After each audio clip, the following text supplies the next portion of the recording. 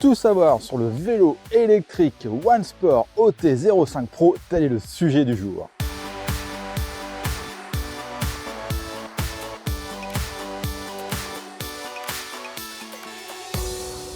Salut et bienvenue sur la chaîne YouTube du web magazine levélourbain.com. Si tu suis la chaîne, tu sais que j'ai déjà testé un vélo OneSport et c'était le OT05 City. Et aujourd'hui, je te propose de tester avec moi sa version upgradée, c'est-à-dire la version Pro. Alors, il est vendu pour faire entre 130 et 140 km. Bon, on sait toujours entre toi et moi que c'est jamais le cas. On verra ça au moment du bilan à la fin de la vidéo et à la fin du test. En tout cas, sache que cette review est la plus complète que tu trouveras sur ce vélo. C'est pourquoi je te propose de voir ensemble ses principales caractéristiques. On va faire son unboxing, on va le parcourir en détail. On va le tester sur route et bien évidemment un petit peu sur tout chemin. Et à la fin, je te donnerai mon avis ainsi que ma conclusion. C'est parti, générique! Alors avant toute chose, si tu n'es pas habitué à mes vidéos, sache qu'elles sont toutes chapitrées. Et ouais, dans ton petit player YouTube ci-dessous, tu peux passer d'un chapitre à un autre. Donc détails, caractéristiques, unboxing, les plus, les moins. Comme ça te permettra d'aller plus rapidement à une information si tu la cherches. Et si tu trouves ça bien et intéressant, n'hésite pas à liker. Bon, histoire de savoir à qui on a affaire, je te propose de voir ensemble maintenant ses principales caractéristiques. Bon, déjà, c'est un moteur roue arrière et le vélo est disponible en gris bleu ou blanc. Alors moi, j'ai un blanc, j'ai toujours eu des vélos blancs parce que je trouve que c'est plus visible dans la circulation et surtout la nuit. Donc en termes de sécurité, le vélo blanc, c'est un petit plus. Ensuite, ce vélo possède une petite manette d'accélération, tu l'as en option. Quand tu reçois le vélo, à toi de la monter ou pas. Moi, je l'ai mise parce que c'est bien pratique au démarrage. Elle te permet d'arriver à tes 6 km/h. Alors attention, hein, ce n'est pas une manette qui te sert à rouler que avec la manette. Hein. Je le redis, c'est une manette d'accélération pour le démarrage jusqu'à 6 km/h. Il convient pour une personne entre 1m65 et 2 mètres. Alors attention, je dis bien 1m65. Sur le site, ils disent 1m60. Moi, j'ai testé avec une personne qui fait 1m61 et elle était vraiment sur la pointe des pieds. Donc, il faut toujours quand même avoir un peu de sécurité. Donc, pour moi, c'est vraiment 1m65 et pas 1m60. Et pour une personne pouvant peser jusqu'à 100 kg.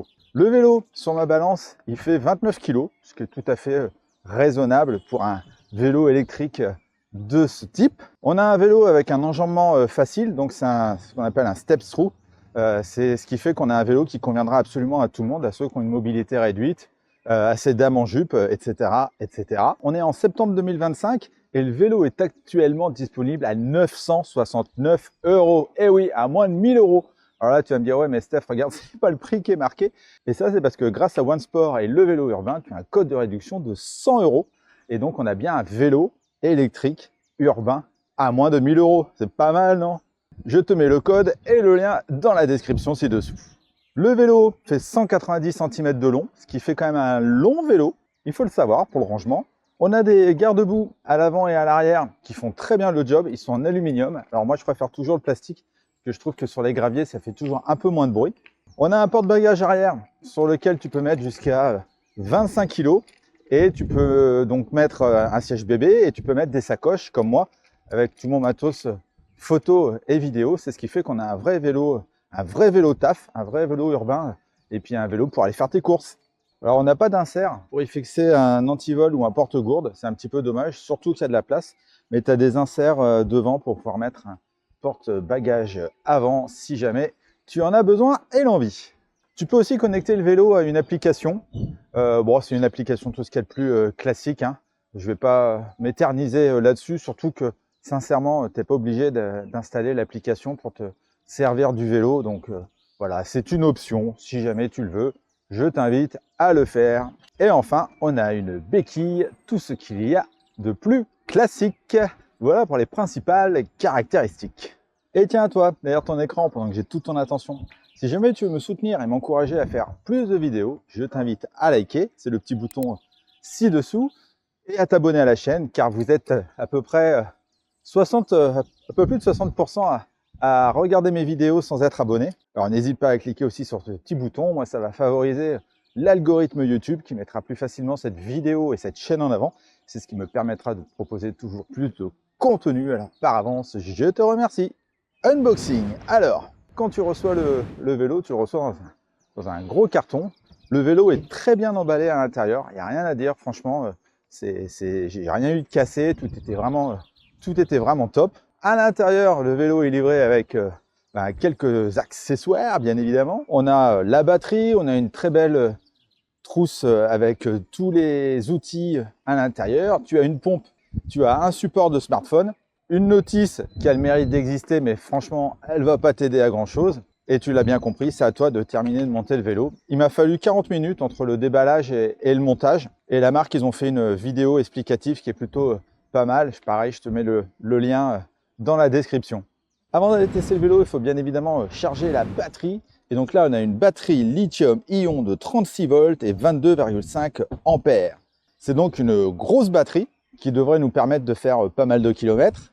Pour ça, tu dois la connecter au chargeur qui lui fait 3 ampères et 42 volts. C'est un type de chargeur, tout ce qu'il y a de plus classique. Soit tu le fais directement sur le vélo en soulevant le petit capuchon et en pluguant le chargeur. Alors attention, hein, tu as aussi un petit bouton on-off sur cette batterie. Il ne faut pas oublier de l'allumer. Soit tu enlèves la batterie à l'aide de la clé qui ne sert pas à démarrer le vélo. Donc tu tournes la clé, tu prends ta batterie et tu la ramènes chez toi pour la recharger ou à ton taf. Dis-toi qu'il faudra entre 7 et 8 heures pour recharger complètement ta batterie. Comme d'habitude, je vais te parler du confort du vélo. Alors à l'avant, on a une fourche hydraulique et à ressort de 80 mm de débattement. Et elle est réglable, mais uniquement on-off. Donc soit tu la mets, soit tu la mets pas. Réfléchis pas, mais là. Sur le cadre, on n'a pas d'amortisseur et on n'a pas non plus d'amortisseur de tige de selle. C'est ce qui fait qu'on a un vélo relativement rigide, malheureusement. On a des pneus de type VTC, donc ils sont vraiment, franchement, ils sont vraiment très bien. C'est des Kenda, alors 700C, c'est équivalent de 27,5. Et avec eux, tu peux vraiment faire du tout-chemin aussi. Ils passent vraiment partout, ils amortissent aussi pas mal. C'est des gros pneus, franchement, ça c'est bien pour le confort, ça rattrape un peu le reste. En plus, ils ont des bandes réfléchissantes pour être vus la nuit, donc ça c'est vachement bien. On a une selle One Sport, pareil, tout ce qu'il y a de plus classique, mais elle est relativement large quand même. Elle est assez confortable pour l'instant. Bon, j'ai pas fait beaucoup de bornes, hein. J'ai fait 10 bornes. Pour l'instant, ça va, la selle fait bien son job. Et elle est réglable en hauteur, bien évidemment. Ensuite, on a des poignées ergonomiques en caoutchouc. Alors, ils sont mi-souples, mi-durs. On aurait pu mieux faire, mais au moins, on a des poignées ergonomiques. Donc c'est avec un repose-paume. Donc ça c'est bien aussi pour le confort, je suis quand même bien installé. Niveau confort, c'est pas mal, mais vraiment on peut mieux faire. En tout-chemin, grâce aux pneus, on a quand même la possibilité de faire aussi des petits chemins comme celui-ci, des petits chemins de terre. Donc la fourche fait le job, en tout cas c'est juste on-off, hein, tu peux pas régler la dureté, mais en tout cas ça fait le job. Et le vélo, même s'il est rigide, il passe partout. Heureusement que j'ai une selle un petit peu molle. En tout cas, le test du tout-chemin, ça, c'est validé. Niveau position de conduite, j'ai une très bonne position de conduite parce qu'on a un beau cintre en forme de moustache, un bon guidon de type hollandais. Alors, tu peux régler la hauteur à l'aide des entretoises et surtout, on a une potence qui te permet de régler la hauteur, l'inclinaison, absolument comme tu veux. Donc là, on ne peut pas faire beaucoup mieux. Et la tige de selle est réglable en hauteur aussi, comme je l'ai dit tout à l'heure. Donc niveau position de conduite, j'ai une position bien droite, tu te feras pas mal au dos. Pour du vélo taf, de la balade et tout, c'est vraiment top. Là, franchement, 5 sur 5, j'ai rien à dire. Concernant les freins de ce vélo électrique One Sport OT05 Pro, on a des freins hydrauliques à double piston à l'avant et à l'arrière de la marque Zoom. Et ils sont associés à des disques de 180 mm, c'est pas du 160 pour une fois. Alors, je vais aller jusqu'à mes 25 km/h. Je vais prendre un point de repère.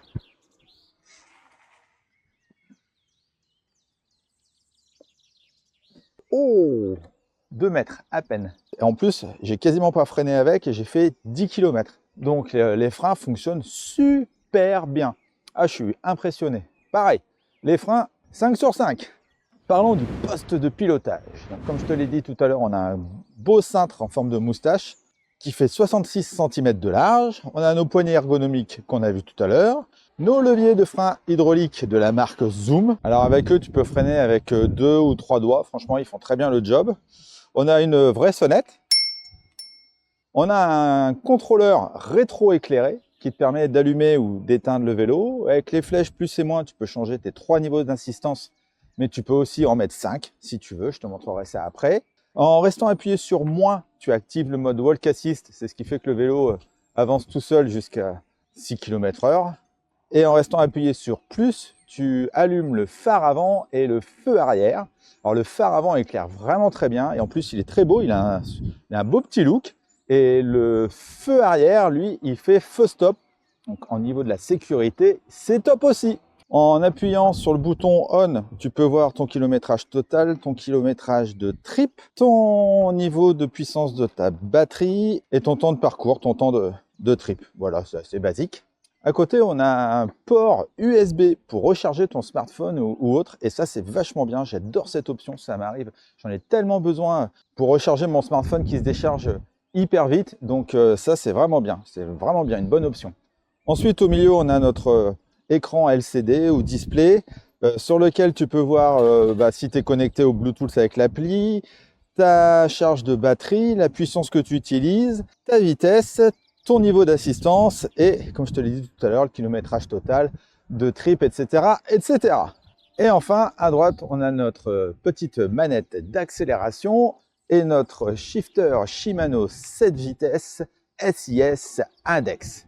Voilà, je crois que j'ai fait le tour du poste de pilotage. Alors maintenant, comment interagir avec les paramètres de ce vélo? Je vais me poser là, un petit peu plus loin. Et je te montre tout ça. Alors, pour aller dans les paramètres, il faut que tu appuies sur le bouton plus et moins en même temps. 0,1, c'est pour régler la luminosité. Tu as 4, c'est le maximum.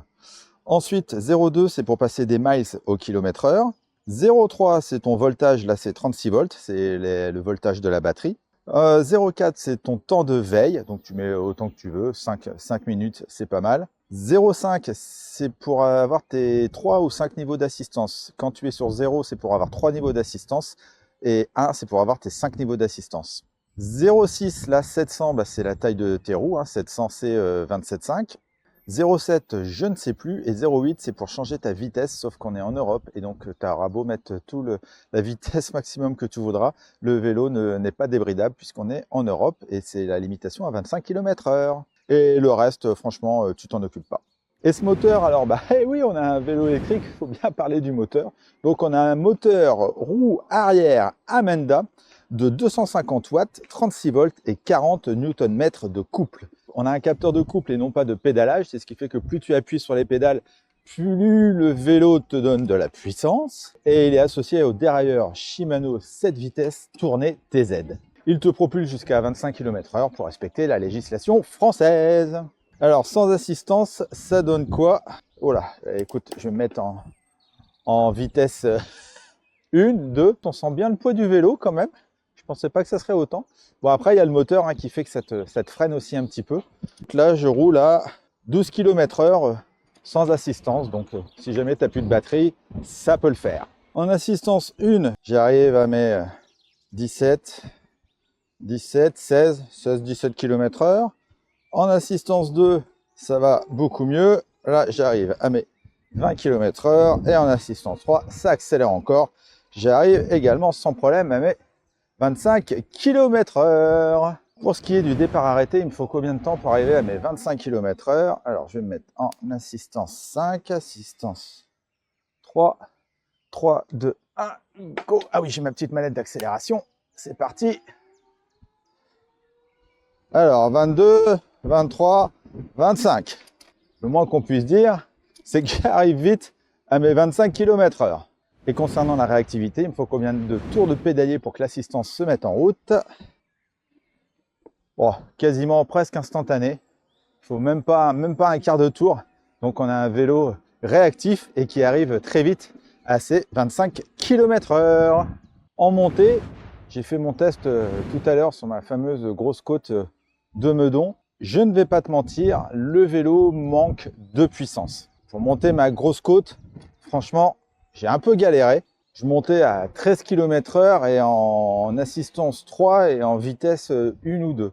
Vraiment, c'est un truc qui pêche, tu vas voir, on va en reparler au moment du bilan. C'est la puissance du moteur. Donc c'est normal que tu fais beaucoup de kilomètres parce qu'au final, tu n'as pas beaucoup de puissance avec lui. Alors sur le plat, il n'y a aucun problème. Mais alors par contre, il monte les côtes. Mais je veux dire, c'est plus sportif. Il faut vraiment appuyer bien sur les pédales. Donc Ça, je préfère être franc avec toi et te le dire. Au niveau de l'autonomie, comme je te l'ai dit dans l'introduction, il est vendu pour faire entre 130 et 140 km. Alors ça, on sait très bien que c'est jamais le cas. Mais c'est une très bonne surprise. Et ça, je pense que c'est parce que le moteur n'est pas non plus ultra méga giga puissant. Je pense que tu peux faire sans problème 80 km avec ce vélo. En tout cas, moi, c'est ce que je m'apprête à faire. Et je fais 1,80 m pour 80 kg. Après, bien évidemment, ça va dépendre de comment tu utilises tes 3 niveaux d'assistance, si tu as beaucoup de dénivelé ou pas, de la température extérieure, etc., etc. Mais bon, en tout cas, on a quand même un vélo qui te permet de faire pas mal de bornes avec une seule charge. On arrive bientôt à la fin de cette vidéo et il va être temps de faire le bilan avec les plus et les moins. Alors, je commence toujours par ses points forts.